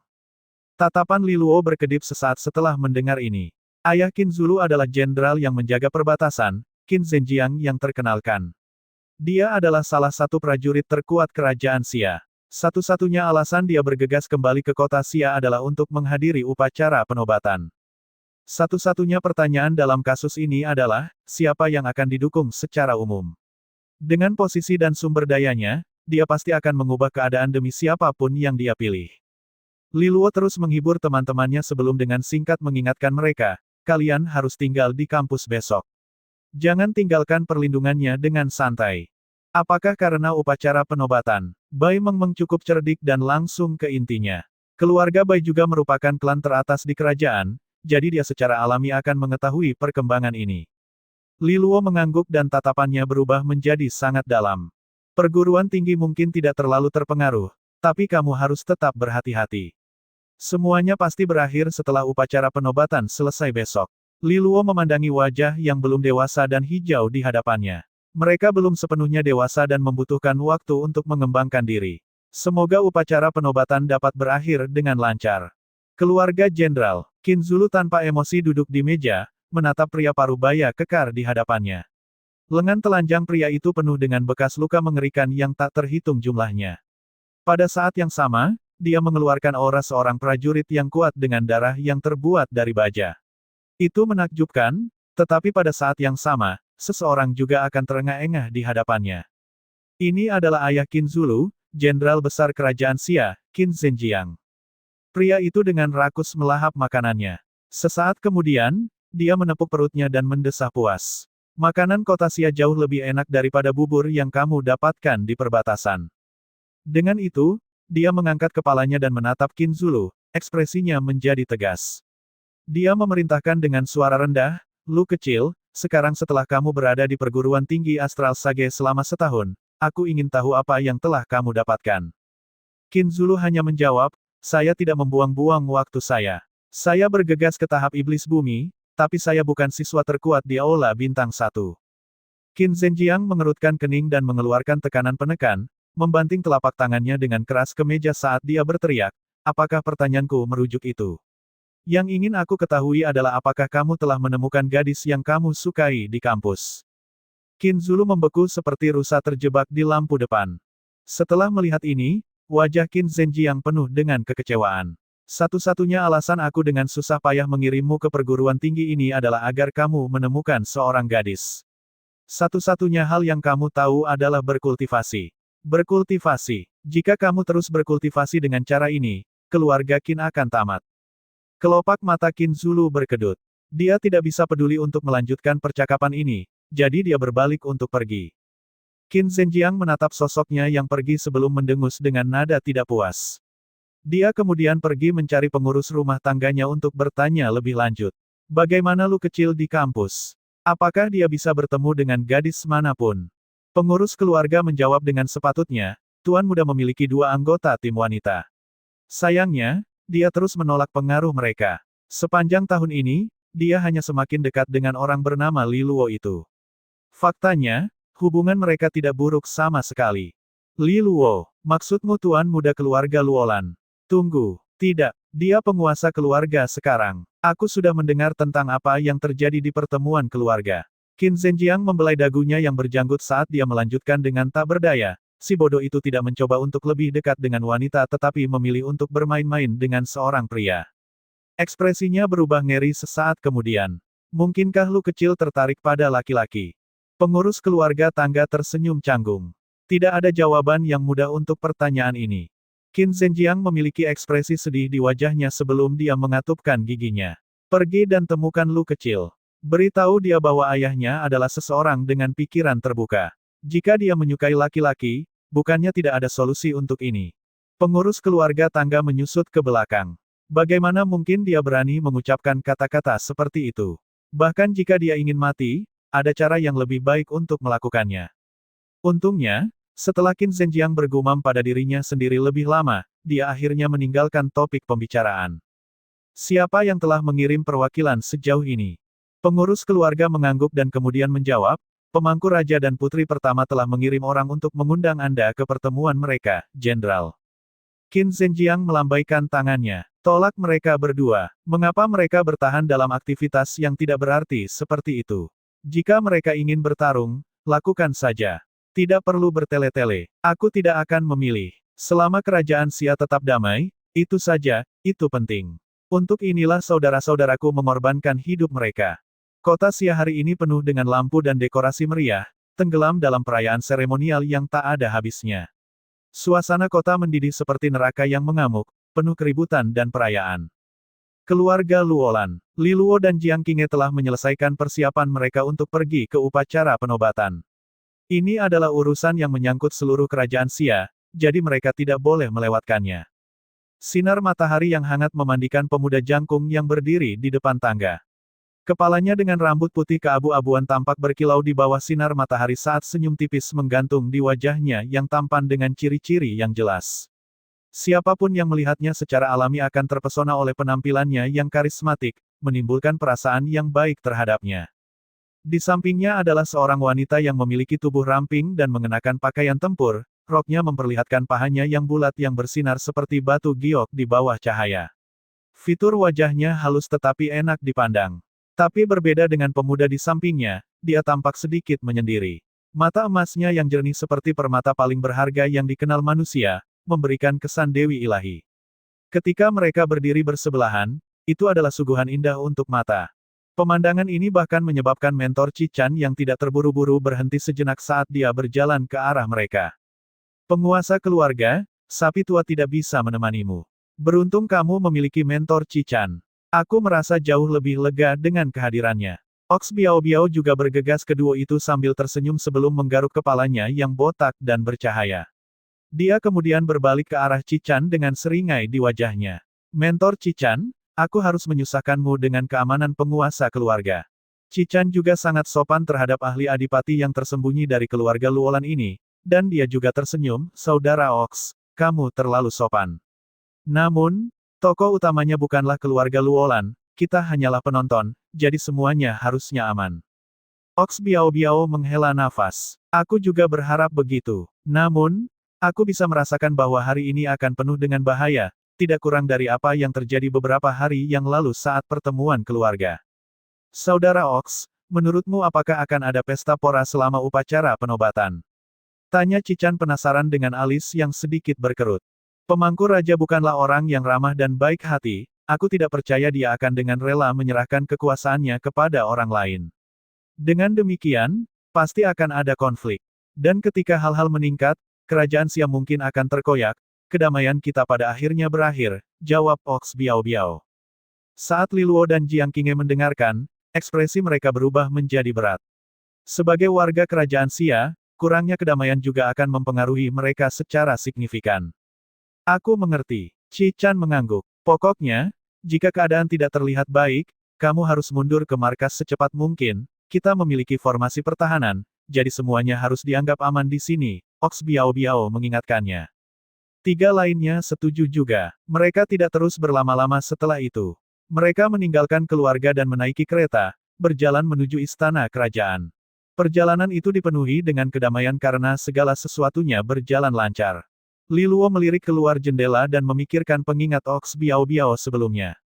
Ini masih merupakan tempat kelahirannya dan dia telah tinggal di sini selama lebih dari 10 tahun. Meskipun leluhurnya berasal dari benua ilahi dalam dan memiliki garis keturunan Kaisar Surgawi Li, dia tidak memiliki ingatan atau kasih sayang terhadap negeri yang jauh itu. Karena itu, dia dengan tulus berharap kerajaan Xia akan tetap damai dan makmur. Pemangku raja benar-benar momok di bumi. Mata Li Luo sedikit mendung. Dia dan pemangku raja sudah memiliki perseteruan yang tidak dapat didamaikan hanya karena bajingan serakah itu telah merencanakan untuk mengambil materi ilahi orang tuanya. Dia diam-diam mengutuk bahwa pemangku raja akan mati begitu saja di tempat. Jika pria itu merebut tahta dan menguasai seluruh kerajaan Xia, masa depan keluarga Luolan akan suram. Saat Li Luo terus memikirkannya, kereta tiba di istana kerajaan dan ketiganya turun. Mereka mengeluarkan undangan yang diberikan oleh putri pertama dan memberikannya kepada para penjaga yang kemudian dengan hormat mengawal mereka masuk. Li Luo mengalihkan pandangannya ke seluruh istana kerajaan saat mereka melangkah masuk. Dia bisa melihat bahwa seluruh lokasi dijaga ketat dan bahkan ada banyak kehadiran yang tersembunyi di dalam bayang-bayang. Jelas bahwa mereka waspada penuh dengan setiap pertahanan yang telah dikerahkan. Saat kelompok itu berjalan, dia juga berhasil bertemu dengan banyak tamu lain yang semuanya adalah pemimpin dari banyak faksi dan kekuatan kerajaan Xia. Upacara penobatan adalah waktu di mana eselon kekuasaan tertinggi diwariskan, dan dengan demikian rata-rata individu tidak memiliki hak untuk hadir. Setelah berjalan melalui koridor yang megah dan mempesona selama beberapa waktu, ketiganya akhirnya mencapai ujung lorong, di mana pandangan mereka terbuka. Apa yang memasuki pandangan mereka adalah kotak giok putih besar yang dikelilingi di keempat sisinya oleh banyak kursi giok. Banyak orang telah tiba dan membuat diri mereka nyaman. Li Luo kemudian mengalihkan perhatiannya ke tengah alun-alun batu giok putih, di mana terdapat platform setinggi 100 meter. Itu hampir seperti altar pengorbanan bagi para dewa. Di platform itu sendiri ada karpet emas yang tak terhitung jumlahnya yang berbentuk seperti naga. Jelas bahwa upacara penobatan akan dilakukan di atas tahap itu. Ketiganya kemudian mengikuti instruksi dari seorang pelayan wanita dan pindah ke kursi batu giok yang ditugaskan di sisi kanan alun-alun. Tempat duduk mereka terletak di bagian paling atas, dan Li Luo memperhatikan beberapa sosok yang dikenalnya. Pada saat yang sama, trio lain baru saja tiba di ujung yang berlawanan. Ada seorang pria parubaya tanpa emosi diikuti oleh seorang pemuda laki-laki dan seorang perempuan. Mereka tidak lain adalah Du Zeyan, Du Ze Beixuan, dan Du Ze Honglian dari keluarga Du Ze. Kedua kelompok berhadapan satu sama lain secara langsung saat mereka melakukan kontak mata sesaat. Li Luo memberikan senyumnya yang paling cerah sebelum menangkupkan tinjunya dan menyapa Du Zeyan dengan hormat. Salam, penguasa keluarga Du Ze. Pada saat yang sama, beberapa pasang mata penasaran melesat ke arahnya. Du Zeyan menatap Li Luo sekali, tetapi tampaknya tidak berniat menjawab, langsung menuju ke kursi yang telah ditentukan. Li Luo tidak terlalu terpengaruh oleh sikap acuh tak acuh Du Zeyan. Bagaimana dia memperlakukannya di permukaan tidak penting ketika Anda mempertimbangkan bagaimana Si King dari keluarga Jin Kue sering menyapa Li Luo dengan pujian. Hasilnya, Si King telah melemparkan batu ke arah mereka ketika mereka terjebak di dalam sumur, bahkan sampai menutup sumur itu sendiri. Dengan demikian, Li Luo tidak peduli dengan reaksi hambar Du Zeyan. Sebaliknya, dia mengalihkan perhatiannya ke Du Ze Beixuan sebelum memberikan senyum terhangat yang dia bisa. Teman baikku Xuan. Tatapan Du Ze Beixuan menjadi dingin saat dia dengan marah memelototi Li Luo. Diam. Li Luo, di sisi lain, benar-benar terkejut dengan ledakan jahat itu. Jiang Qinghe sedang menatap Du Ze Honglian, yang memiliki ekspresi rumit di wajahnya. Meskipun Qinghe tidak mengatakan apa-apa, dia mengangguk mengakui, pada dasarnya menyapa mereka juga. Melihat tindakan halus itu, hati Du Ze Honglian mulai berdebar dengan gugup. Jiang Qinghe hanya pernah memperlakukannya dengan dingin di masa lalu, menutup mata sepenuhnya terhadap kehadirannya. Kapan dia bahkan bertindak seperti yang dia lakukan hari ini, mengambil inisiatif untuk mengangguk. Perubahan tindakan yang tiba-tiba ini membuat Du Ze Honglian kewalahan. Namun, dia langsung merasa sedikit kesal dan malu dengan keadaan pikirannya, diam-diam memarahi dirinya sendiri karena bereaksi berlebihan. Jiang Qinghe hanya mengangguk dan dia benar-benar terpengaruh. Dia memaksa dirinya untuk menenangkan diri dan mempertahankan wajah poker, hanya mengangguk sedikit sebelum buru-buru menyusul Du Zeyan. Dengan pertemuan singkat itu hampir berakhir, trio dari keluarga Luolan berjalan ke tempat duduk mereka masing-masing. Namun, hanya beberapa langkah kemudian, Li Luo berhenti saat melihat anggota keluarga Jin Kue di depannya. Si King, Si Tianming, dan Si Qiuying. Demikian pula, kelompok mereka telah melihat kelompok Li Luo, dan ketiganya memiliki ekspresi yang berbeda untuk sesaat. Kelopak mata Li Luo sedikit berkedut saat dia menghadapi kelompok keluarga Jin Kue. Tidak terpengaruh, dia mengerahkan senyum paling ramah yang dia bisa saat dia dengan santai berjalan dengan angkuh dan melibatkan Si King dalam percakapan. Penguasa keluarga Si King, kamu terlihat semakin energi seiring berjalannya waktu. Melihat Li Luo mengambil inisiatif untuk berjalan, Si King juga berseri-seri padanya. Li Luo, kamu benar-benar yang luar biasa. Hanya di Aula Bintang 1 tapi sudah di tahap Istana Iblis. Kupikir keluarga Luolan akan memiliki adipati lain dalam waktu beberapa tahun. Tidak, tidak, kamu terlalu baik. Jika saudari Qinghe dan aku dapat mencapai tahap adipati dalam waktu 3 tahun dan jika orang tuaku kembali, keluarga Luolan akan memiliki 4 adipati. Tunggu, Li Luo berhenti sejenak dan menunjuk ke arah mentor Qichan. Bodohnya aku lupa. Kami juga memiliki mentor Qichan di sana. Dia baru saja bergabung dengan keluarga Luolan. Oh ya, aku hampir melupakan Paman Biao. Dia mungkin sedikit terluka, tapi situasinya membaik. Jika dia pulih di 3 tahun. Li Luo mulai menghitung dengan jarinya. 1, 2, sebelum akhirnya melambaikan 6 jari di depan Si King saat dia dengan serius berkata, sepertinya keluarga Luolan akan memiliki 6 adipati. Saat dihadapkan pada pemandangan ini, bahkan antusiasme Si King menjadi berkurang. 6 adipati, itu adalah kekuatan tempur yang mengerikan. Meskipun dia tahu bahwa niat Li Luo adalah untuk menakut-nakuti dia, Si King secara alami merasa bingung untuk sesaat. Tapi dia secara bertahap menenangkan dirinya. Meskipun Jiang Qinghe memiliki kemungkinan mencapai tahap adipati dalam waktu 3 tahun, bisakah Li Luo benar-benar mencapai prestasi yang sama? Apakah Li Taixuan dan Tan Tailan akan kembali masih belum jelas. Sementara itu, jika Ox Biao Biao benar-benar dapat pulih dari luka-lukanya dengan begitu mudah, dia tidak akan mengasingkan diri dari pandangan di markas keluarga Luolan selama bertahun-tahun ini. Dengan demikian, secara logis memikirkan fakta memungkinkan Si King memulihkan ketenangannya, dan dia menjawab dengan nada terukur, kalau begitu aku berharap harapanmu menjadi kenyataan, keponakan Li Luo. Jika pemangku raja akan mendapatkan tahta hari ini, apakah dia akan membiarkan keluarga Luolan, sebuah keluarga yang sangat dia benci, untuk bertahan sampai Li Taixuan dan Tan Tailan kembali? Sepertinya tidak. Li Luo tersenyum dan mengangguk. Dia tidak lagi memprovokasi Si Qing, hanya melirik Si Tianming dan Si Qiuying, yang memiliki ekspresi rumit di wajah mereka.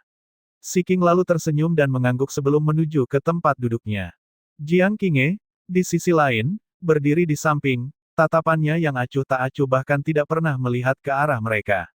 Jelas, dia sekarang memperlakukan mereka sebagai musuh. Kepribadiannya berbeda dengan Li Luo. Li Luo masih akan berusaha untuk mempertahankan postur yang ramah, tetapi baginya, lain kali dia menyapa mereka mungkin yang terakhir.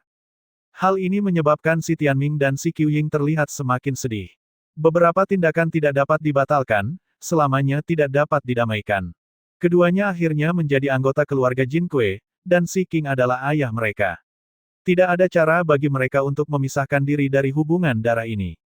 Dengan demikian, Jiang Qinghe dan Li Luo secara bertahap akan menjauh dari mereka. Di masa depan, mereka mungkin akan menemukan diri mereka berada di ujung yang berlawanan dari medan perang. Setelah berjalan melewati ketiganya dari keluarga Jin Kui, Li Luo akhirnya menemukan tempat duduk keluarga Luolan. Dia menjatuhkan diri ke kursi batu giok putih yang empuk dan kemudian terus menatap sekeliling dengan rasa ingin tahu. Di deretan kursi paling kanan, dia melihat Yu Hongqi, Lu Qinger, dan sekelompok pejabat senior dari Bank Naga Emas. Upacara hari ini memiliki pengaruh yang luas, sehingga faksi netral pun akan berpartisipasi. Saat dia berada di tengah pikirannya, dia tiba-tiba mendengar mentor Qi Chan dengan ringan memberitahu dia tentang sesuatu. Wakil kepala sekolah Susin ada di sini. Li Luo buru-buru menoleh dan melihat sekelompok besar orang memasuki alun-alun. Di ketua kelompok tidak lain adalah wakil kepala sekolah. Sepertinya perguruan tinggi Astral Sage juga menghadiri ini. Perguruan tinggi Astral Sage telah mengirim banyak mentor semangat ungu, dan itu adalah delegasi yang mengesankan untuk dilihat. Semua dari banyak kepala dari faksi berbeda yang berada di dekatnya sama-sama berdiri dan menyapa wakil kepala sekolah Susin, yang terakhir memberi mereka senyuman yang menyegarkan. Namun, ketika wakil kepala sekolah Susin tiba di posisi Li Luo, senyumnya sedikit surut saat dia dengan tenang mengamati dia dan Qi Chan. Li Luo, tidakkah menurutmu kamu telah membuat terlalu banyak catatan di kampusku? Jelas bahwa dia mengacu pada bagaimana dia berhasil meyakinkan Qi Chan untuk bergabung dengan keluarga Luolan. Li Luo, di sisi lain, memasang ekspresi ketulusan. Wakil kepala sekolah Susin, Anda terlalu sopan. Sebagai anggota perguruan tinggi, memecahkan rekor adalah kehormatan dan tanggung jawab terbesarku. Ini disambut dengan dengusan dingin. Jangan berani-berani berlebihan. Meskipun kamu adalah tunas yang menjanjikan, perguruan tinggi Astral Sage dapat melakukannya tanpamu. Perguruan tinggi belum menyimpulkan bagaimana menghadapi situasi Qi Chan. Jika ada penyelidikan, aku harap kamu akan melakukannya bekerja sama sepenuhnya. Tentu saja aku akan melakukan yang terbaik. Li Luo mengangguk dengan antusias. Faksi di sekitarnya telah memperhatikan pertukaran kecil mereka. Mentor Qi Chan telah mengundurkan diri dari perguruan tinggi Astral Sage pada saat kritis dan bahkan memiliki keberanian untuk menyerbu keluarga Lanling. Ini adalah berita yang tersebar luas, terutama karena dia memilih untuk bergabung dengan keluarga Luolan setelah itu. Ini benar-benar mengejutkan semua orang yang tahu karena tampaknya membayangi netralitas perguruan tinggi Astral Sage yang dirasakan. Jika mereka secara halus mendukung keluarga Luolan, bukankah itu akan menimbulkan banyak pertanyaan? Tapi nada menuduh wakil kepala sekolah Susin sepertinya menunjukkan bahwa situasinya tidak seperti yang terlihat. Apakah itu tadi hanya kepura-puraan? Di permukaan sepertinya perguruan tinggi tidak menyetujui tindakan yang diambil. Setelah menegur Li Luo, Susin berjalan pergi tanpa ekspresi, sementara mentor semangat ungu yang tersisa menatap Li Luo dan Qi Chan dengan mata aneh. Situasi ini telah menjadi topik terpanas di kampus selama beberapa hari terakhir, dan bahkan ada desas-desus bahwa Qi Chan memiliki perasaan khusus terhadap Li Luo. Tetap saja, rumor ini sangat sulit dipercaya sehingga setiap individu yang logis mencemooh setelah mendengarnya, tetapi tetap saja berita pedas yang membuat orang menjilat. Para mentor menatapku dengan sedikit aneh, keluh Li Luo saat kontingen perguruan tinggi Astral Sage menjauh. Wakil kepala sekolah hanya berpura-pura. Kamu tidak perlu khawatir dia mengincarmu. Mentor Qi Chan tertawa. Itu aku tahu. Dia sudah melakukan banyak hal untuk membantuku. Bahkan jika dia ingin memukulku, aku akan menerimanya. Kata Liluo dengan tenang. Tetap saja kalian berdua juga terlibat dalam hal ini seperti aku. Kenapa dia memilihku sebagai kambing hitam dan memberiku banyak sorotan? Ini sangat tidak adil. Dia terus menggerutu. Kata-katanya tidak luput dari perhatian, dan dua lainnya memutar mata. Bocah ini sudah menerima begitu banyak keuntungan, namun dia masih berpura-pura bodoh. Benar-benar penuh kebencian dan pantas mendapat pukulan keras. Saat mereka terus berbicara, sedikit keributan terjadi di atas platform itu sendiri saat klakson meraung. Orang bisa melihat dua baris orang keluar dari koridor. Satu baris dipimpin oleh pemangku raja, Gong Yuan, sedangkan baris lainnya dipimpin oleh putri pertama, Gong Luanyu. Kedua baris itu tampaknya berjalan berdekatan, tetapi mata yang lebih tajam dapat melihat bahwa mereka tidak dapat bercampur seperti air dan minyak, saling menjaga. Dengan penampilan mereka, pandangan semua orang tertuju pada mereka. Pemangku raja dan putri pertama adalah karakter utama dari lakon hari ini. Meskipun itu adalah upacara penobatan kaisar kecil, dia masih muda dan belum dewasa. Kekuasaannya pasti akan dikendalikan oleh putri pertama saat dia mewakili kepentingannya.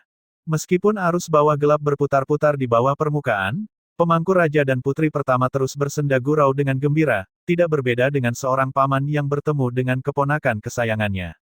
Di bawah pengawasan penonton, pemangku raja dan putri pertama akhirnya naik ke platform tertinggi di mana terdapat 3 kursi batu emas. Keduanya lalu mengambil posisi di kursi paling kiri dan paling kanan. Di atas alun-alun batu giok putih, pendahuluan yang megah dan megah berlangsung sebelum acara resmi dimulai. Drum keras yang tak terhitung jumlahnya menggelegar ke langit, bergema di seluruh istana kerajaan. Siapapun yang mendengar dentuman menggelegar dari genderang perayaan secara naluriah akan diingatkan akan kekuatan heroik kavaleri dan tentara yang tangguh dalam pertempuran. Semua orang terus mengamati situasi di atas platform dengan hati-hati, memperhatikan setiap gerakan menit. Mereka sedang menunggu awal resmi upacara penobatan. Waktu merangkak berlalu saat pendahuluan yang panjang perlahan berlalu. Hingga matahari mencapai puncaknya. Tabuhan genderang telah mencapai puncaknya, dentuman-dentuman yang memekakkan telinga terdengar di seluruh alun-alun. Jantung semua orang sepertinya berdetak sesaat sebelum mereka mendapatkan kembali ketenangan mereka. Mereka sekarang fokus pada sudut tertentu dari alun-alun batu giok putih, di mana kereta naga emas besar yang dibawa oleh ratusan orang perlahan-lahan berjalan, dikelilingi oleh penjaga kehormatan. Kaisar kecil yang lemah terlihat di atas kereta emas. Ekspresi tegangnya sepertinya memancarkan suasana kesungguhan. Ini dia. Semua orang tahu bahwa upacara penobatan yang akan mengubah nasib kerajaan Xia akhirnya dimulai.